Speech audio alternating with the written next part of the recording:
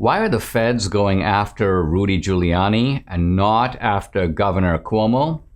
And an in-depth look at the politics of whiteness. This is the Dinesh D'Souza podcast.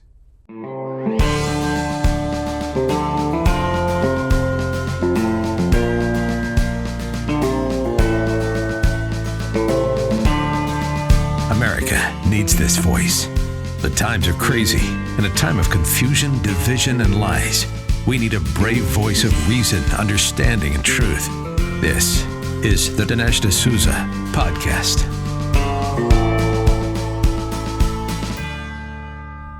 What is happening to due process of law in the United States? What is happening to the idea of equal justice under the law? We talk incessantly about equality, or we talk about civil rights, but it seems that in America now, the civil rights and the rights to due process are being trampled for Americans, at least Americans on one side of the aisle, which is to say, our side of the aisle. Now, I want to start with a very disturbing little tidbit I see about Eric Chauvin. And it says, feds had secret backup plan to arrest Derek Chauvin in court for police brutality if he was cleared of killing George Floyd. Think about this. The guy is presumed innocent, at least until proven guilty, and he was found guilty. And maybe he was guilty. But what if the jury decided, and remember there were all kinds of pressures on the jury to find him guilty. There was a kind of atmosphere of intimidation. But juries can go either way. It's based, you can have a hung jury, which is to say the jury can't agree on a verdict. You can have an acquittal. Now, apparently the feds were sort of deciding that we've got to have a guilty verdict. And if we don't get a guilty verdict, we got to go to plan B, which is to say they apparently had coordinated, it says, with the prosecutors and also with the Democratic establishment in Minneapolis, at least this is according to the Star Tribune, to immediately arrest Chauvin if he was acquitted, and charge him with federal charges. So back into the lockup. And the point of this really was symbolic. And this is the disturbing part of it. It says that the reason for this was, quote, amid fears of a not guilty verdict that would have prompted fresh riots. So the motive here is not that, hey, Derek Chauvin has violated both state and federal laws. Maybe he gets off on the state rap, but we're going to go after him on the federal rap. No, the idea here was let's get him immediately upon being released. He thinks, oh, wow, I got off. But no, they're waiting to arrest him again. And so you get the idea here that these are show trials. These are trials in which sort of the outcome is predetermined in advance. You get off on this, we're going to get you on that. So this is not really America. This is not due process of law. And this is only the start of it. I want to focus now on two more high-profile situations, Rudy Giuliani and Andrew Cuomo. Let's start with Andrew Cuomo. There's new information, bombshell sort of report, that says that Andrew Cuomo has been doing more than previously known to cover up the nursing home deaths. He's covered up approximately 50% of them in a 5-month period. Here are some sort of key bullet items. Number one, Andrew Cuomo instructed his state officials not to provide data to the New York State Health Department. He told the Health Department Commissioner Howard Zucker, do not release the true death toll to the public and do not share it with lawmakers, either Democratic lawmakers in New York or federal lawmakers who are asking about this information. Now, all of this is going on. And there was also by the way, a scientific paper which incorporated all the nursing home data, and the Cuomo administration made sure that that was not published. They had done an audit of the nursing home deaths. It was finished months before, but they suppressed it. They waited months before they let it out. And letters had been drafted to inform health department and drafted by the health department for state legislatures. The Cuomo administration made sure those were never sent. And all while Cuomo was basically preparing his new book, which would then become a kind of media sensation. This man is a model of leadership. Now, when you think back to this Cuomo situation, let's remember, and people forget this, that the Trump administration sent a giant ship, the USNS Comfort, into New York Harbor with the explicit purpose of taking COVID patients. Now, in order not to, quote, accept federal aid, in order not to be seen to be benefiting from something done by the Trump administration, Governor Cuomo decided, I'm not going to use it. I'm going to dispatch the COVID patients to nursing homes. So in effect, he killed them. I mean, his policies killed them. His decisions killed these people. And this, it would seem, at the very least, would be gross negligence. Look at it. His motives throughout are political. This is not a governor who's just making mistakes in the course of making decisions. He is trying to evade the impression of getting federal help. He's then trying to evade federal scrutiny. So his motives are thoroughly corrupt. And yet, as far as I can see, there's no federal scrutiny of this. Why aren't FBI agents at the Cuomo administration's offices? Why aren't they ransacking through his desk? Why aren't they trying to find out what was the basis of making these decisions in which all these people died? And I haven't even brought up so far all the sexual allegations against him, made now by 10 women? 10 women who are all lying? So we're supposed to believe Christine Blasey Ford about something happened 40 years ago, but we're not supposed to believe 10 women who worked for Cuomo, were in his orbit, are on his side politically, and yet are all accusing him. Now, let's turn to Giuliani. What's disturbing about all this is supposedly the feds who raided Giuliani's office. They grabbed his computer, they took his hard drive and so on. They're evidently trying to see if he had some corrupt dealings that were involved with Trump. But Giuliani has said, I have a statement issued by Giuliani, and he goes, the sole thing that they are supposedly looking for, the warrant is for, is his failure to register as a foreign agent. Really? That's it? That's why you go and raid the offices of the lawyer of the former president of the United States? And Giuliani goes, 2 years ago, through his attorney, he offered to sit down with them and demonstrate, show them that this is completely untrue. And he goes, moreover, Giuliani has repeatedly tried to give the Hunter Biden hard drive to these very same federal prosecutors. By the way, a hard drive that shows Hunter Biden's failure to register as a foreign agent. But they didn't want it. They're like, no, we're not interested. If it's not about Trump, don't contact us. We'll contact you. So Giuliani, I think, is very right to suspect that there is a corrupt double standard, his words. And he also points out that the Southern District of New York, by the way, this is the same outfit that prosecuted me, they had gone to the Justice Department earlier. They're like, we want to raid Giuliani. And the Justice Department had repeatedly told them no.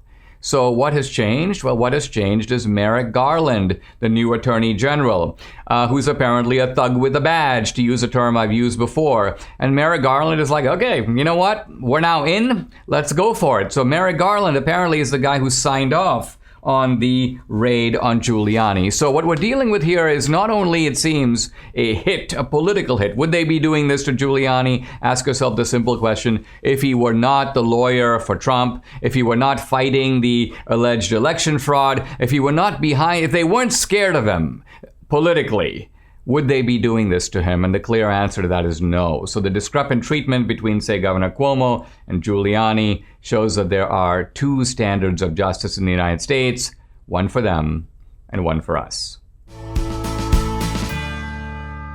One of the signature hallmarks of socialist regimes, tyrannical regimes, is the idea of converting ordinary people into informants. George Orwell was right on this in 1984. He talks about children informing on other children and also informing on their parents and informing on their neighbors.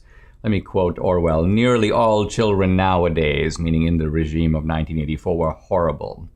And he goes, what was worst of all was that by means of such organizations as the spies, they were systematically turned into ungovernable little savages.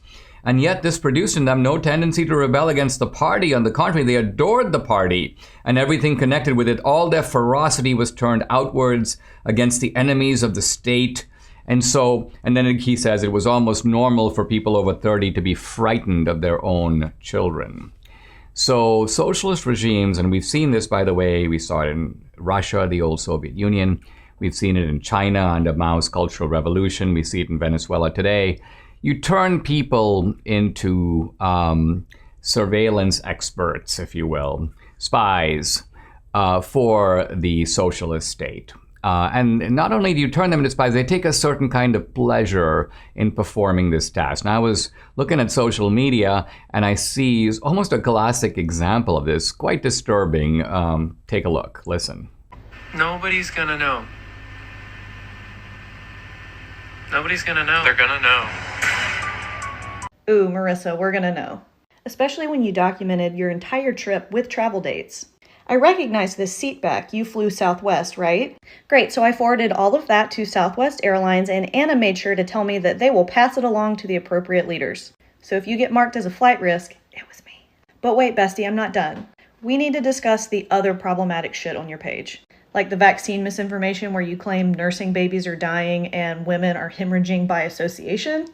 Or the medical misinformation where you counsel people on taking unregulated supplements when you're not legally allowed to. Or how about praising domestic terrorism on the day of the insurrection? Or the racism where you compare marginalized groups of people to aliens and dolphins. Or when you deny racism altogether as some form of government control, while highlighting your white fragility. Like, we get it, you don't give a shit about anybody but yourself. Wow, let's take a look at what's happening here. You've got two women. Let's just call them Woman A and Woman B. And Woman A is just apparently talking about, I'm not sure what she's talking about, and she's obviously making a kind of a joke, and she's with some guy, and they're kind of talking to each other. And Woman B inserts herself into the picture and then turns herself into sort of a unrecruited Sherlock Holmes. She's like, I'm going to find out all the stuff about you. Hey, I'm going to look for clues. I'm going to make myself into a nasty little sleuth. For what purpose? Well, the purpose is really clear. We want to out you, which is to say we want to publicly humiliate you, which is to say we want to sort of expose you and, if possible, destroy your life. Because what is the outcome of all this? Well, someone, your employer then calls you in and decides to demote you or fire you. So all of this, no, it's not occurring at the state level. We don't have Big Brother, the socialist state. But what you have are corporate entities here. And Woman B is counting on the fact that there is a kind of, you may almost say, fascist operation in place involving the state, involving the airlines, involving all these other entities. So the outcome she would probably be happy with is if she even says she wants this woman put on a no-fly list. She can't fly. She wants her ideally probably to be kicked off social media, so she can't post, she can't talk to her friends, she can't be on Facebook. And where does this end? Now, the thing is, we think of tyranny in terms of stereotype. We think of it as like Stalin, this guy with a big toothbrush mustache and a Cossack outfit. It makes it harder for us to recognize tyranny among us. Tyranny is a part of the human condition. It's part of that nasty human desire to squelch and destroy other people. It's very often driven out of envy. You can almost see the envy dripping from this woman's face. She envies the other woman, and envy converts itself into hatred, and hatred into destruction. Now, this tyrannical impulse is particularly dangerous when it's married to power. I see no signs that this woman B, has any power at all. And that's a good thing, because if she had power, she would turn into Gretchen Whitmer. So the problem is that when you combine these nasty tyrannical impulses that are really, I think, embedded in human nature with power, what you get is a very destructive and dangerous combination. And we're seeing that in very troubling ways playing out in the United States right now. Hey, I don't know if you caught Mike Lindell on the Jimmy Kimmel show. Here's a little clip. Listen. They're attacking his power grid. Please welcome Mike Lindell.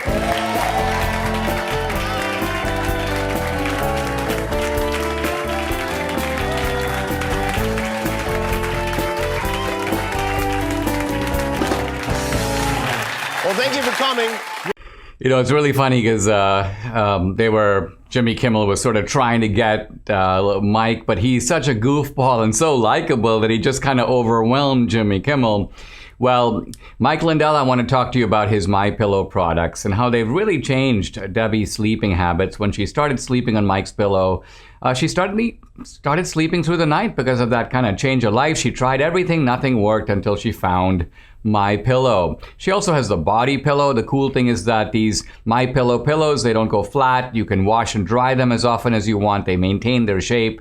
They're made in the USA. For a limited time, Mike Lindell is offering the premium MyPillows for the lowest price ever. You can get a queen size premium MyPillow for $29.98, normally $69.98. That's a $40 savings. Kings are only $5 more. All the MyPillow products come with a 10-year warranty and a 60-day money-back guarantee. Go to mypillow.com and use promo code Dinesh. You'll get deep discounts on all the other products, the Giza Dream bed sheets, MyPillow mattress topper, and MyPillow towel sets. Call 800-876-0227 or go to mypillow.com. Don't forget to use promo code Dinesh.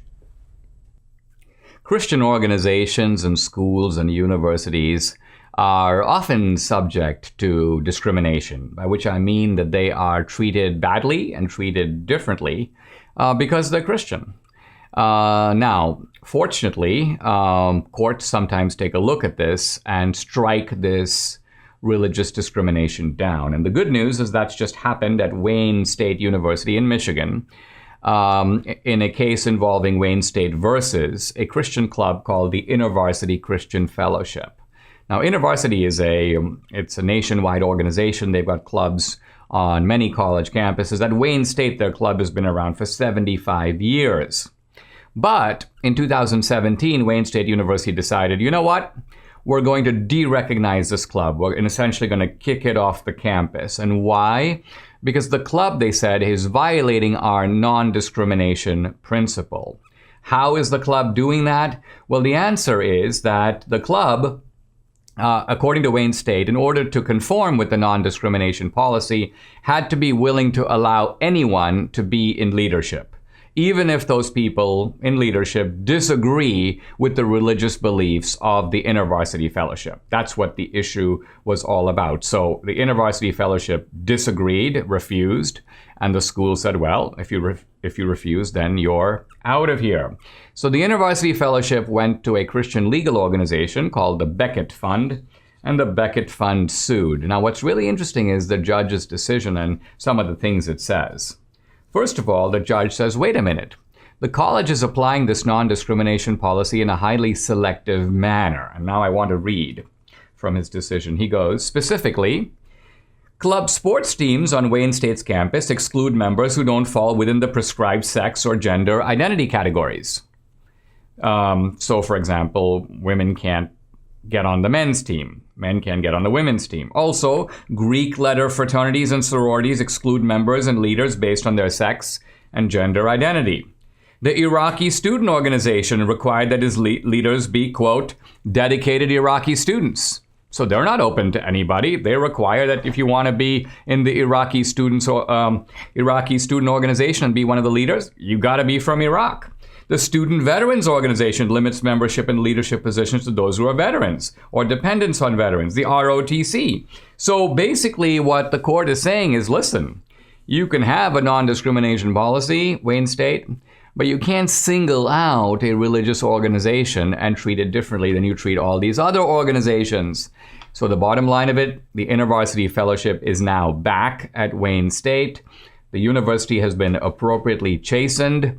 And we need to see this kind of thing happening all over the United States so that religious organizations are at the very least treated no differently than secular ones. Debbie and I are foodies, but neither of us like to sort of do the cooking. Debbie sort of says the easier the setup, the better. So when we got the award-winning chef Emerils Lagasse's Power Air Fryer 360, all that changed. We couldn't believe how beautiful and sleek a design it was, and the price was so reasonable we were kind of shocked.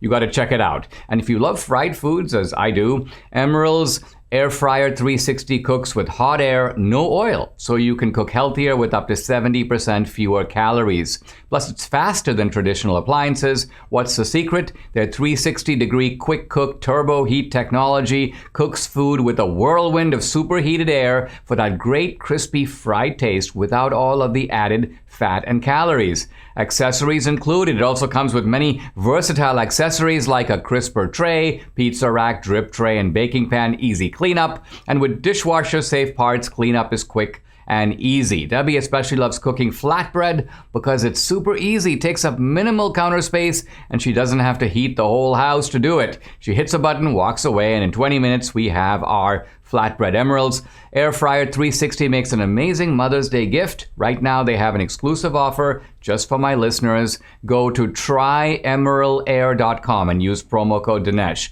You'll get 10% off plus free shipping. So head to tryEmeril, E-M-E-R-I-L, air.com and use promo code Dinesh. Tryemerilair.com, code Dinesh.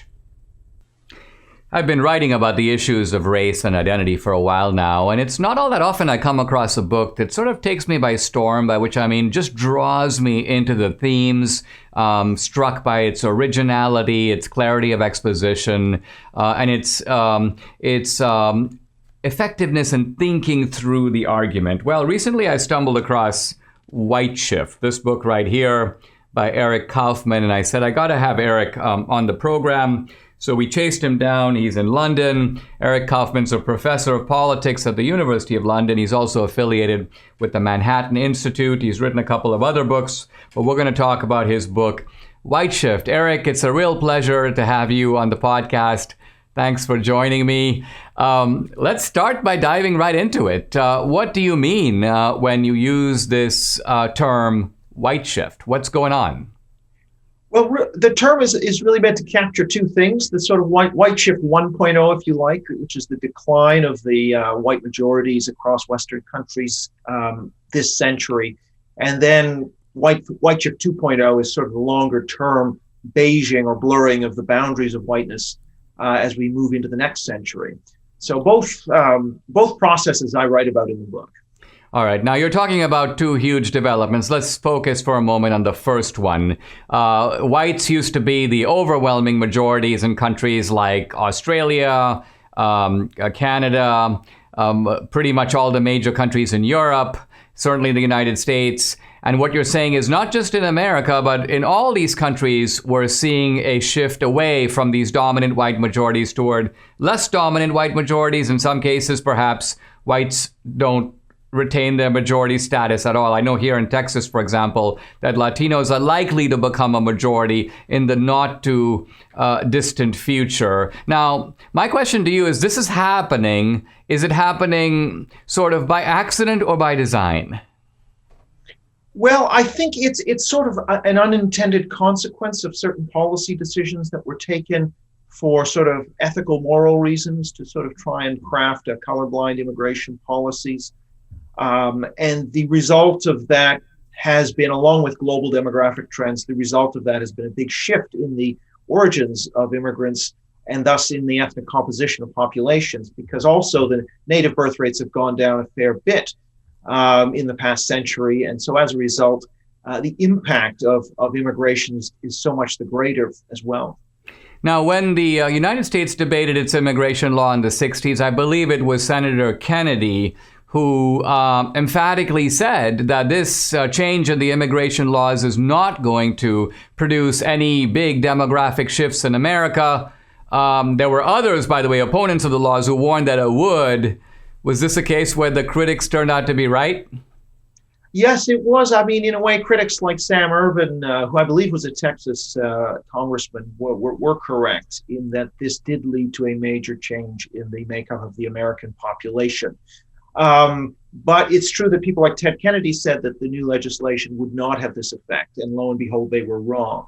Ultimately, it did have a major effect. And we're living through, in a way, the changes. Similar bills, by the way, similar shifts occurred in Canada, in Australia, and New Zealand, and in different ways in Europe as well. Now, historically, Eric, you had America which was a dominantly, you may say, British nation transplanted to America. And over time, you had various ethnic groups. I'm talking now about white ethnic groups, the Irish, the Italians, the Jews. They came starting toward the middle of the 19th century, but all the way through the 20th century.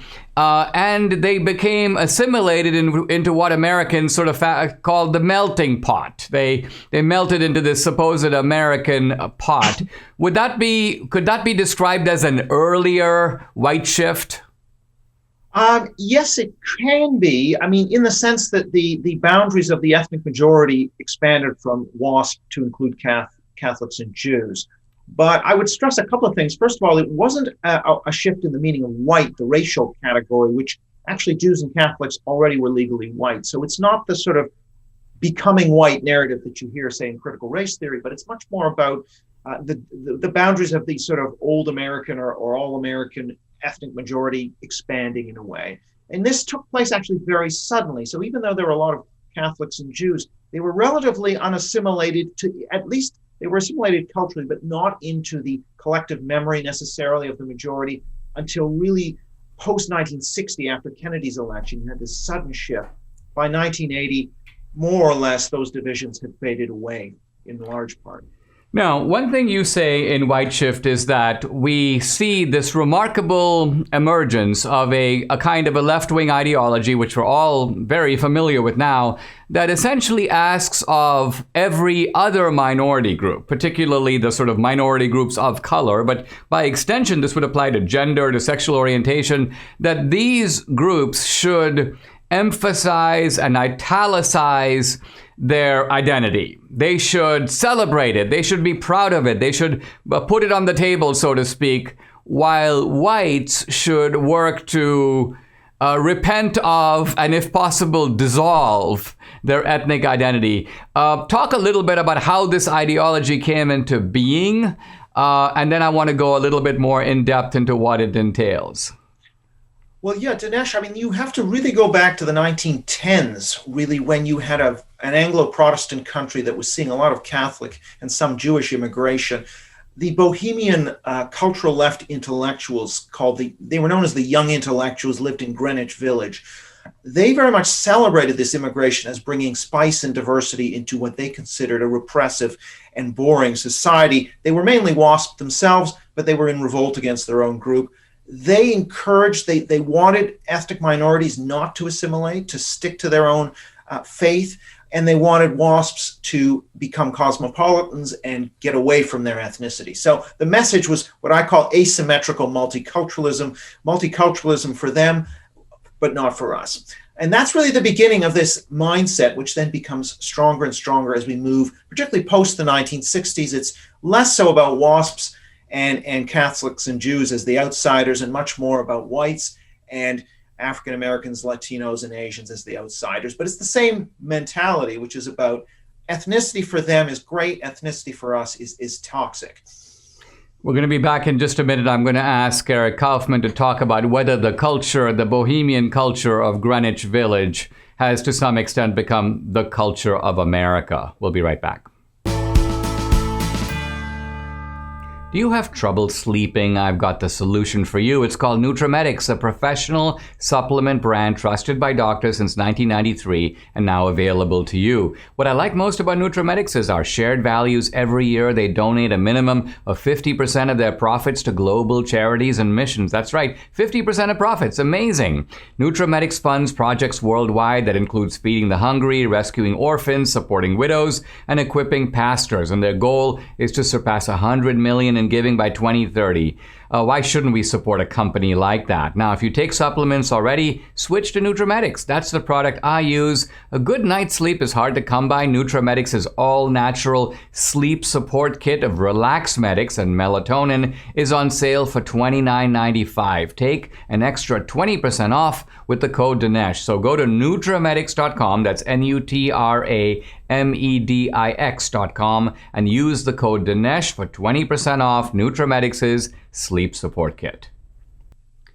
I'm talking to political scientist Eric Kauffman about his important new book, Whiteshift. Eric, you were saying a moment ago that you had bohemian cultures in places like Greenwich Village. Now, I'm assuming that this was also true in Schwabing in Munich and probably in the left bank of Paris near the Sorbonne, that you have these bohemian cultures that found Western society to be repressive. And they looked at an affirmation of ethnic identity on the part of minorities, in some cases, perhaps even white minorities, but now non-white minorities. And they said, we want an America in which white people become cosmopolitan, as you put it, but black people and brown people celebrate being black and brown. What is the sort of underlying logic of this contradiction? Why should one group sort of cease to become itself, if I can say it, while other groups become themselves more than ever? Well, there is no real logic to it. It's really splitting the world into two non-overlapping magisteria, where there's one set of rules for the majority group and another set for minorities, and each has to play their assigned role. I mean, initially this was all about kind of liberation and sophistication. That was sort of the way it was justified. By the time we get to the 1960s, however, it fuses with this sort of oppressor-victim kind of neo-Marxist philosophy to become something sort of a little more morally charged, where now the white majority is an oppressor and the minorities are victims. And it becomes much more of a sort of majority-minority pseudo-Marxist sort of belief system. And this is sort of the origins then of the kind of ideology that morphs into political correctness, Afrocentrism, cancel culture, all of that, which follows in train as this expands in scope. Part of what you seem to be implying is that for the white bohemian, the minorities were, you may almost call them a kind of a battering ram in order to knock down traditional elements of the old culture. My question to you is, what about the other side of the coin? What did the minorities get out of it? Why would blacks and browns, let's say coming to America, who might say ordinarily, as I think to some degree I have, hey, listen, I'm very proud of having come from India. I had a happy childhood. I don't repudiate my Indian identity at all, but I wouldn't have come to America if I didn't want to be part of something that could be loosely called American. So why would the minorities themselves reject the assimilation model in favor of, let's just call it the ethnic identity model? What's in it for them? Well, I mean, it of course isn't monolithic. So many minorities, or if we go back to Catholics and Jews, they did want to assimilate and did assimilate, but the white Bohemians very much discouraged. They didn't want them to do that. They actually had a term called, Randolph Bourne, who was a leader of the young intellectuals, one of them, used this term cultural half-breed to refer to an assimilated member of a minority group. So this is something they didn't want minorities to do, but of course minorities did it anyway. But there's a significant group of minorities who just thought that their Catholic or Jewish interests would be better protected by their ethnic representatives, who were all generally pro-immigration. And they worried about anti-Catholicism and temperance laws, which were directed against Catholics. So the banning of alcohol, for example. And so there were various reasons why Catholics and Jews tended to sort of go in for this kind of philosophy. Now, Trump made some important inroads. He got a decent share of Black and Latino votes even in 2016, but he got even more in 2020. How would you describe these Black people and brown people? What did they see in Trump that they identified with? And why are they in opposition to this bohemian plan in which they should sort of sign up for their own ethnic group and stay within it politically? Well, yeah, so the white progressive bohemian view of minorities as sort of political objects to be used for some sort of transformation, and the minorities' own identities themselves don't line up necessarily very well. And so a lot of minorities, particularly if we're talking about Latinos and Asians, getting into the second, third generation, for example, feel more American, and they're more sort of patriotic and aligned to the US.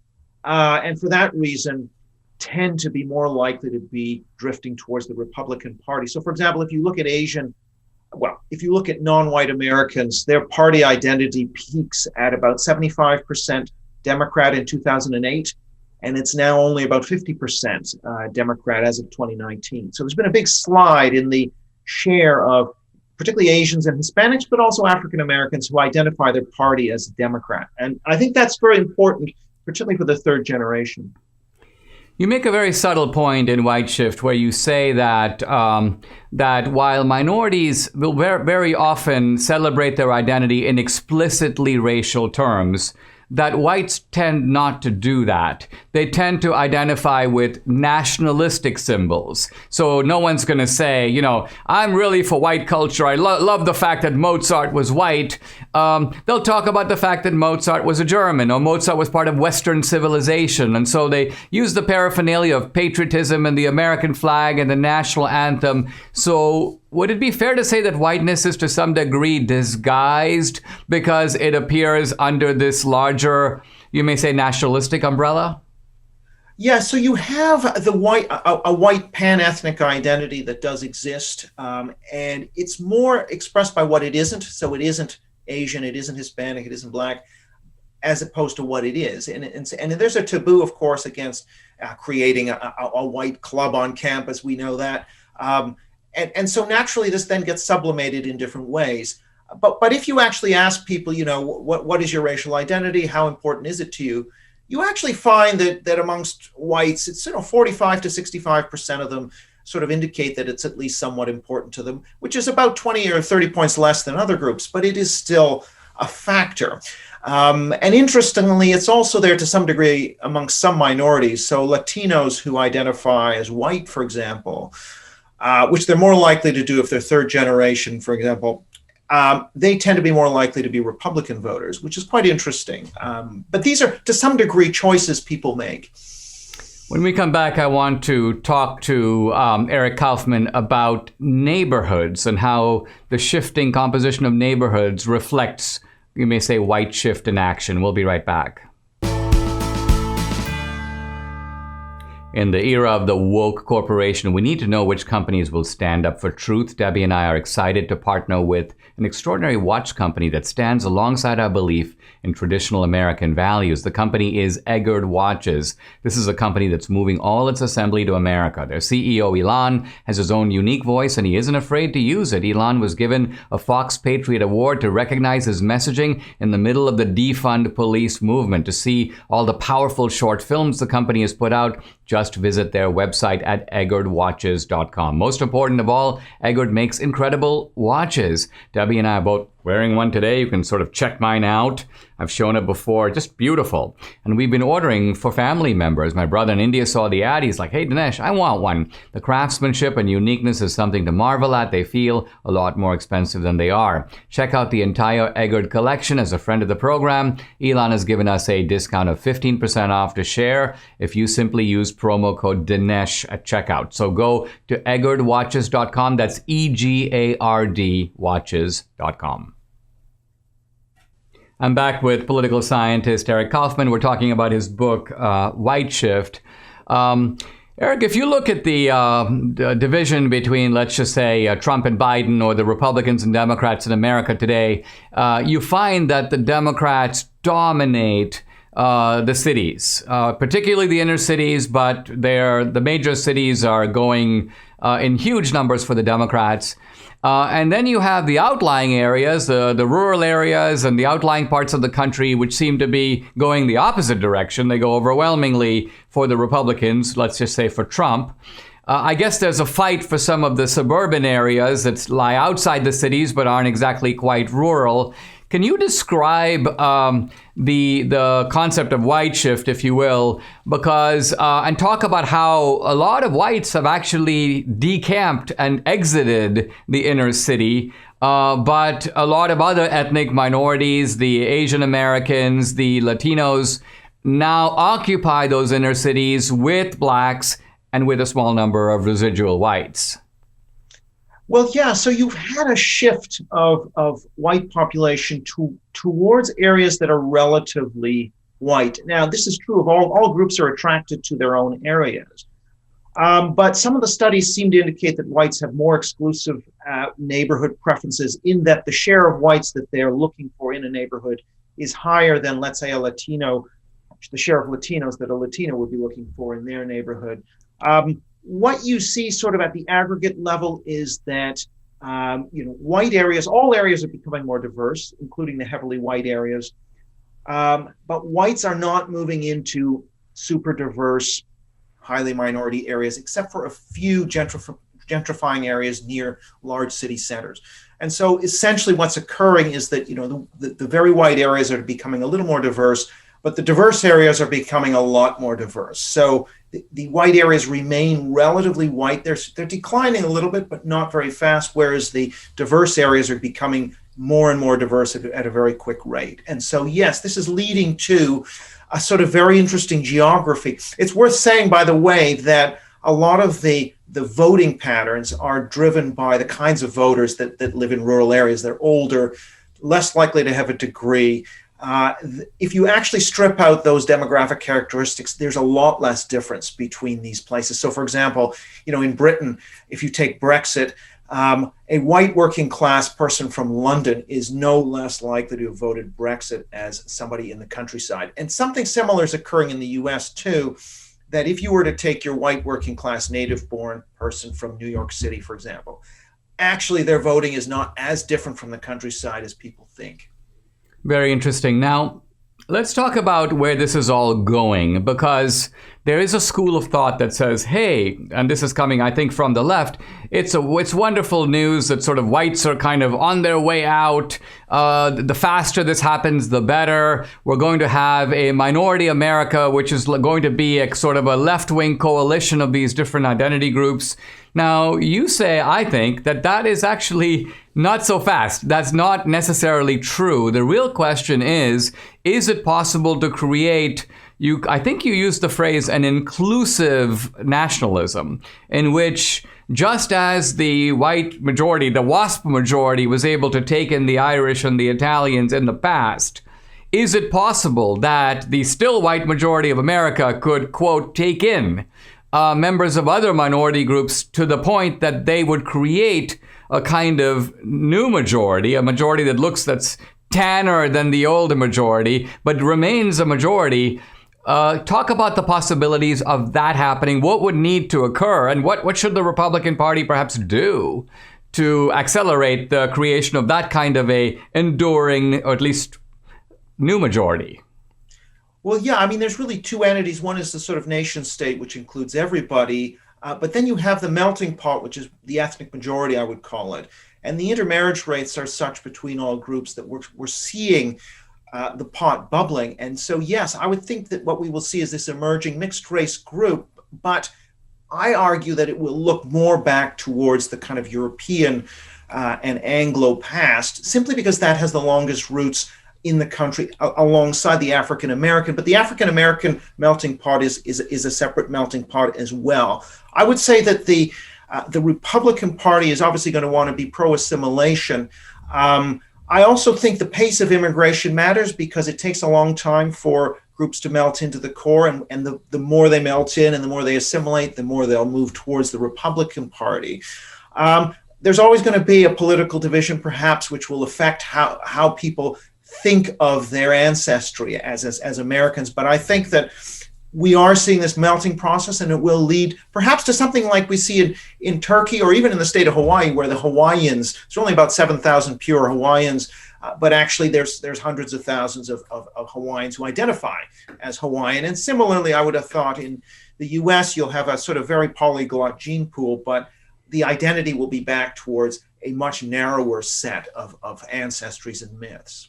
Now, in the United States, we do have one thing, which is the so-called one-drop rule, which has been blocking, you may say, the assimilation of African Americans. Because if you have somebody, you take, let's say, Barack Obama, who is half white and half black, but in some sense is culturally forced to identify as black. I mean, if Obama were to call himself a white guy, people would start attacking him immediately. So for blacks in particular, you have this phenomenon in which they're not allowed, in a sense, to choose. But I think for other ethnic groups, you do. So is it the case that we might be looking at a multiracial, even political majority, but to some degree one that excludes blacks because of the tragic inheritance of the one-drop rule? Well, there is that tradition, you're right, although it is worth saying that the rate of black-white intermarriage has really taken off as well.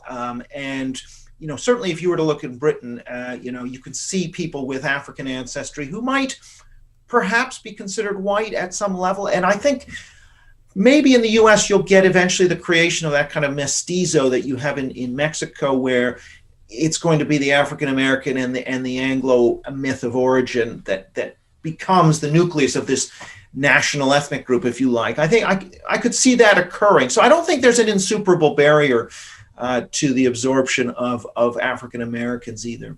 So you think, just to sum up, and we'll close on this, that you can foresee the possibility of a dominant Republican majority that is multi-ethnic, that has a white majority in it, but is an inclusive white majority that is defined by intermarriage, but also shared cultural ties that affirms the symbols of America as its own. Right, and collective memories going back to the founding and settling of the U.S., the westward settlement, and the Puritans, and all of that history becomes its history in a way, and its memory. And I guess it's about accepting or rejecting that memory, and that's really the split we're seeing now.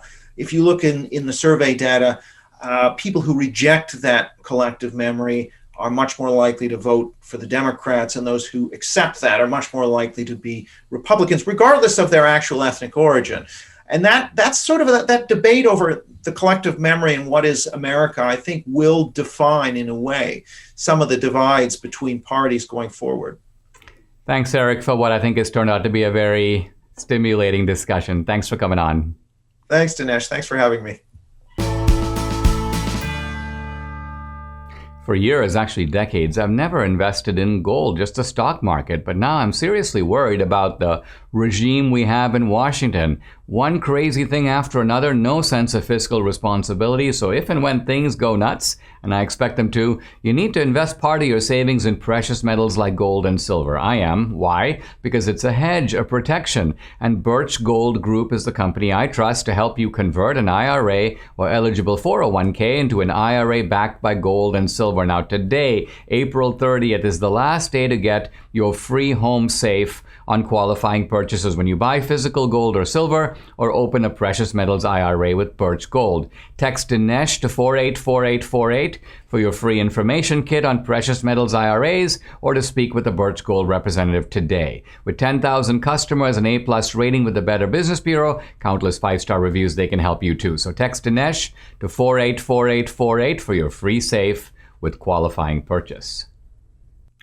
I must be on some sort of a French kick this week. Yesterday I talked about the writer Proust and why we should still read Proust, despite Proustian circuitous language, unbelievably long sentences, and what many people consider to be that familiar Proustian boredom. But I argued there were sort of nuggets of deep psychological insight hidden inside all of that. Now, I want to talk about one of my favorite French writers, Gustave Flaubert. Flaubert, known most famously for writing the classic work Madame Bovary. And Flaubert is often known as the sort of perfect novelist. He was very meticulous about how he wrote. It was said that sometimes he would spend hours thinking about a single word. What is the perfect, appropriate word? And I think at this time when people are so kind of casual about language and use language so improperly, it's kind of amazing to find an author that cares about the word, the kind of aha word that makes you go, that is just the right word to describe that emotion or that situation. Apparently, Flaubert sometimes would spend a half an hour over a comma. Does this sentence deserve a comma? And if so, where should it go? Now, the style of Flaubert that he's famous for is known as realism. And we have to remember that realism is a style. It's not the only way to write. Shakespeare didn't use realism. If you look at some of Shakespeare's plots, Midsummer Night's Dream and so on, they're like fantastical. They're like preposterous. They couldn't really happen. But Shakespeare isn't worried about that because his style isn't this kind of realistic depiction. It's almost like an analogy to painting. You have painters who paint and they're like, I'm going to show you the tree exactly the way it is. But then you have impressionists and they're like, I'm going to give a few splotches that give you the sort of impression of a tree, not to mention, more modern types of art in which the tree doesn't even look like a tree. It actually looks like, Nancy Pelosi. So we see in literature realism as a style. Flaubert's idea was this clinical detachment to look at situations, very ordinary situations, but render them in such a precise way that there was a kind of power in that type of writing. Now, the funny story about Flaubert, and I'm going to talk about Madame Bovary in a minute, but the funny thing about Flaubert is he didn't start out that way. He started out kind of the opposite. He was a flamboyant guy. I mean, he was French, and he was sort of over the top, and he became interested in the sort of very vivid art of earlier times. He had gone to a museum. He had actually seen a powerful painting, The Temptation of St. Anthony, which St. Anthony, there in this kind of almost grotesque position. And Flaubert goes, you know what? I'm going to write a massive novel just on that. And he did. He wrote this. He spent apparently 4 years on it. And he wrote this novel called The Temptation of St. Anthony. And he was an up-and-coming 30-year-old writer in Paris. And there were two of his close friends who were well-known writers at the time, Louis Boulhay and Maxime Duchamp. And Flaubert basically tells these guys, listen, I want you to come to my chateau. And I will treat you to some wonderful French food and some beautiful French wine. But it's on one condition.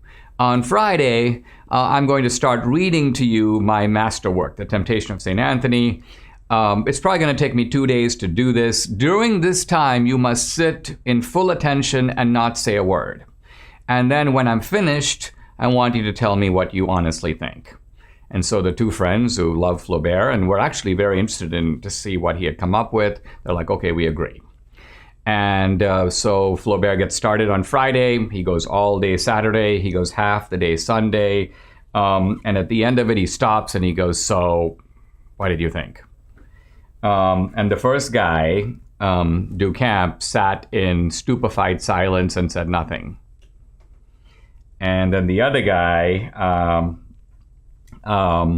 Louis Boulhay, said to Flaubert the following: we think that you should throw this into the fire and never speak of it again. You can just imagine poor Flaubert. I mean, this was probably an incredible crusher, but something very good came of it, because afterward, Flaubert and his two friends took a walk, and they said, Flaubert, there's no need to go back to ancient times, to go to the art museum. The material of your writing, the material of the novel, is right around you. Why don't you take an ordinary incident from normal life and get into the fullness of it and the meaning of it and write about it as only you can? And not long after this, Flaubert is thumbing through the newspapers and he sees a newspaper cutting of a provincial a local official in some small French town whose wife has an adulterous affair and then ultimately commits suicide. And Flaubert goes, I'll write about that. And that becomes, a little bit later, the classic that to this day Flaubert is known for, Madame Bovary. So in a weird way, Flaubert's unfortunate experience with The Temptation of St. Anthony, but by the way, a book's still available and people still read it out of a kind of curiosity about Flaubert and his intellectual development.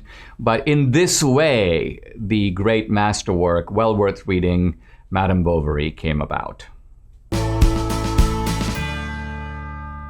All of Mike Lindell's products are really good, but Debbie and I, we especially love his towels. We're very particular about our towels. We actually want them to dry us, kind of an amazing concept. My towels are soft to the touch without the lotiony feel. They have this proprietary technology which makes them highly absorbent.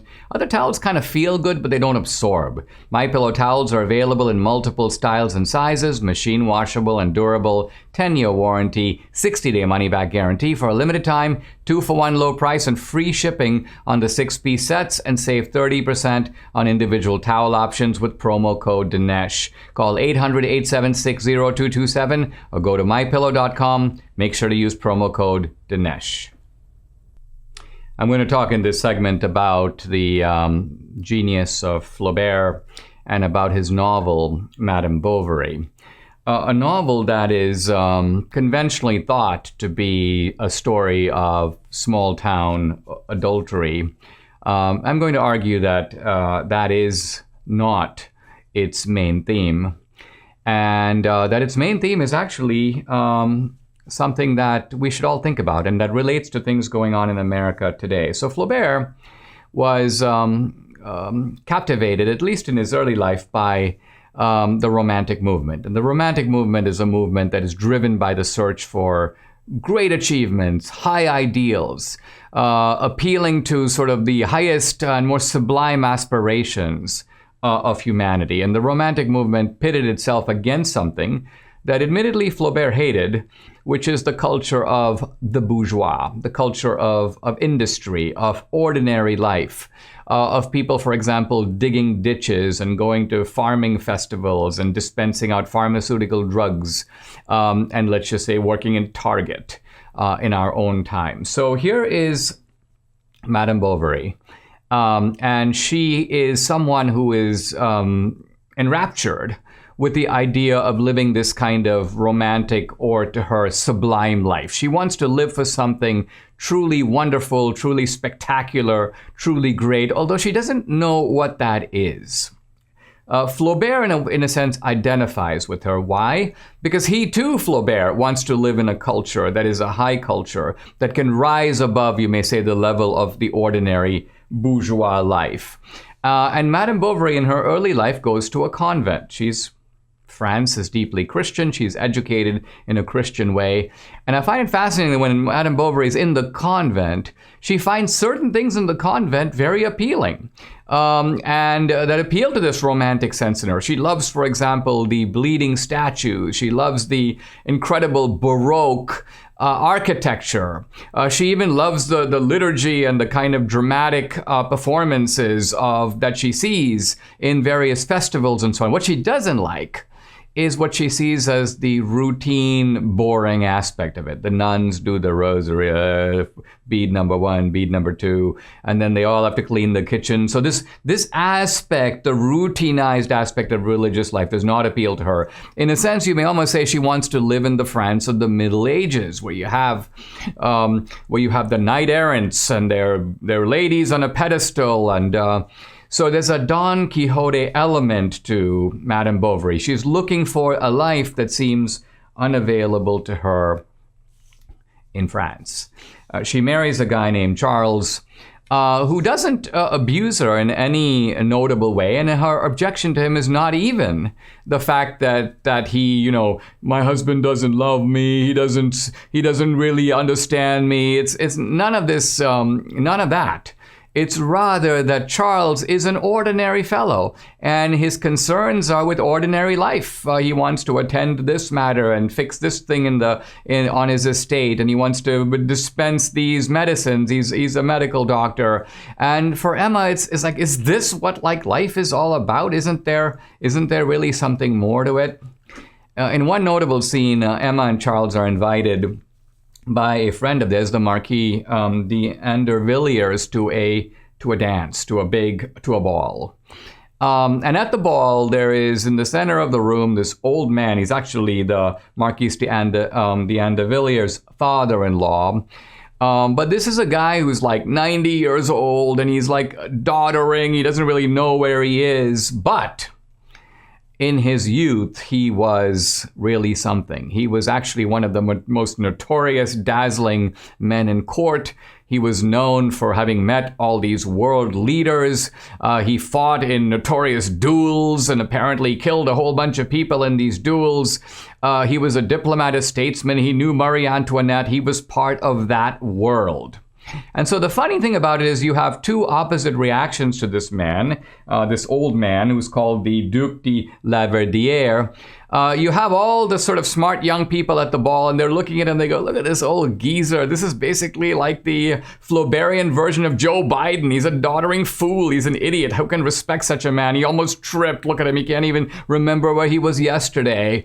But that is not, Flaubert says, how Madame Bovary saw him. She saw him in a completely different light. She saw him, you may say, as he once was. And so she stands there kind of transfixed. Why?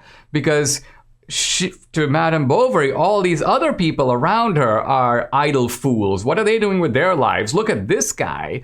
You know, he knew Louis XIV. He sat with Marie. He had tea with Marie Antoinette. He fought against the Duke of Sussex. He was part of the battle of the famous battles with Wellington and others. So the bottom line of it is Madame Bovary, in a sense, is transfixed because she sees this old geezer for what he used to be. So whose vision is correct? Is it the scornful people who are laughing at him? Well, they're correct in a sense, but Madame Bovary is also correct. She's not wrong to want to long for, you may say, a greater era than the one in which she finds herself. And I think for Flaubert, the ultimate tragedy of Madame Bovary, she makes a whole bunch of horrible decisions. She has a whole bunch of affairs, but affairs with men who turn out to be, in a sense, the same crafty, conniving, money-counting, quotidian guys like her husband. They're not any different. They're not the great Sir Galahads that she hoped for. And pretty soon she's smart enough to realize that. Her life ends tragically in a kind of suicide. And we have Flaubert with this kind of clinical precision just describing her last moments. And of course, there's a priest there and he's trying to administer the sacraments, but she's really not listening. She hears a kind of sound outside from a blind man, and she's like, what's that all about? So she dies really unfulfilled and in despair. And I think the message of Flaubert is that, you may say, the enchantment of the old world, the enchantment of the Middle Ages, has gone out of the modern world. I think when we look today in America at some of our discontented young people, they're angry. They don't even know what they're angry about. They're sort of young Madame Bovarys. They want something out of life, but they haven't been educated for it. They don't know how to accomplish it. They're incapable of doing it. So they have the idealism of the young, an idealism that always aspires to greatness, but they're frustrated, they're unfulfilled. They attach themselves to causes like social justice because they want to be part of something larger than themselves. And so here they are, just as Madame Bovary is looking for a man that she will never find because he does not exist in contemporary France, the France of Flaubert. You have these Antifa types. They're looking for racism. Where's the racism? I want to fight it. I want to be the Don Quixote. I want to charge the windmill. But alas, there is no windmill. There's only mist in the distance, and you are just a deluded individual who has, in a sense, an understandable desire for idealism, but it's being distorted, it's being twisted. You're ultimately on a fool's errand that will end no better than it did for Madame Bovary. Subscribe to the Dinesh D'Souza podcast on Apple